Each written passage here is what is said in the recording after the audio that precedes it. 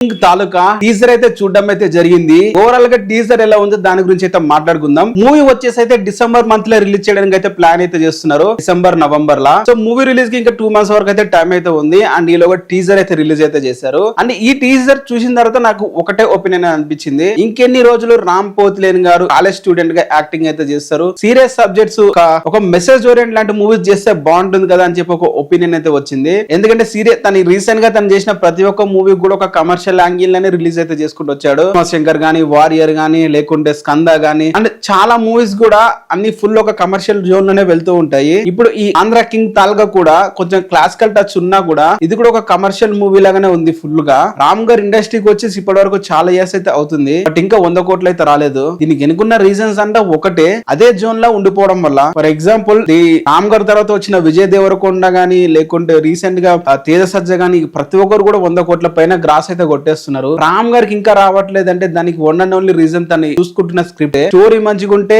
దాంట్లో కథ అయితే, స్టోరీ బాగుంటే ఆ మూవీ బాక్స్ ఆఫీస్ దగ్గర రన్ అవ్వదు. అండ్ అంతా బాగుంది అనుకుంటే ఆ థియేటర్ దాకా వచ్చేసరికి ఆ మూవీ మీద అయిపోతే ఉండదు. సో ఓవరాల్ గా తిన మూవీస్ కి అయితే ఏదో ఒకటి డిసప్పాయింట్ అయితే ఉంటూ ఉంటది ఎప్పుడు. బట్ ఈ ఆంధ్ర కింగ్ తాల్గా అయితే ఆ డిసప్పాయింట్ ఇంకా పెంచేలానే ఉంది తప్ప తగ్గించేలాగా అయితే లేదు. ఓవరాల్ గా ఈ టీజర్ చూసుకుంటే ఆంధ్ర కింగ్ తాలూకా, ఇక్కడ ఆంధ్ర కింగ్ తాలూకా అని చెప్పి కన్నడ యాక్టర్ ని తీసుకొచ్చి ఆంధ్ర కింగ్ తాలూకాని పెట్టారు, మన సుదీప్ ఉపేంద్ర గారిని. సో తన ఎట్లా ఆంధ్ర కింగ్ అవుతాడు అందరూ గమనించుకోవాల్సిందే కదా. అండ్ అది ఒకటే కాదు, రామ్ పోతినేని గారు దీంట్లో చూస్తుంటే ఒక కాలేజ్ స్టూడెంట్ గా, ఒక మెకానికల్ స్టూడెంట్ గా యాక్టింగ్ అయితే చేస్తున్నాడు. అండ్ ఆ విజువల్ గా మన ట్రైలర్ చూస్తూనే కనిపిస్తుంది, టీజర్ చూస్తూనే కనిపిస్తుంది. దీంట్లో ఒక లవ్ స్టోరీ పెట్టాడు, ఇది ఒక విలేజ్ బ్యాక్గ్రౌండ్ లో జరుగుతున్న స్టోరీ లాగానే ఉంది. టీజర్ అంతా బాగున్నప్పటికీ కూడా మన డైరెక్టర్ లో ఎగ్జిక్యూషన్ లా విపరీతంగా ఫెయిల్ అయితే అవుతారు, దాంట్లో ఎటువంటి డౌట్ అయితే లేదు. ఎందుకంటే ఒక సబ్జెక్ట్ గానీ, ఒక కరెక్ట్ గా ఒక స్టోరీ గానీ ప్రెజెంటేషన్ చేయడంలో మన డైరెక్టర్ అసలు చేత కాదు. ఎందుకంటున్నంటే ఇప్పుడు ఈ మూవీలో ఒక స్టోరీ, ఒక పాయింట్ అయితే చెప్పాలనేది అనుకుంటున్నారు, అది టీజర్ క్లైమాక్స్ చివర్లా మనకి బాగా సందేశం అయితే ఇచ్చారు. బట్ మూవీ అంతా అలానే మనకి వాళ్ళు చెప్తారంటే చెప్పరు, మొత్తం డీవియేషన్ తో మూవీ మొత్తం తిప్పేస్తూ ఉంటారు.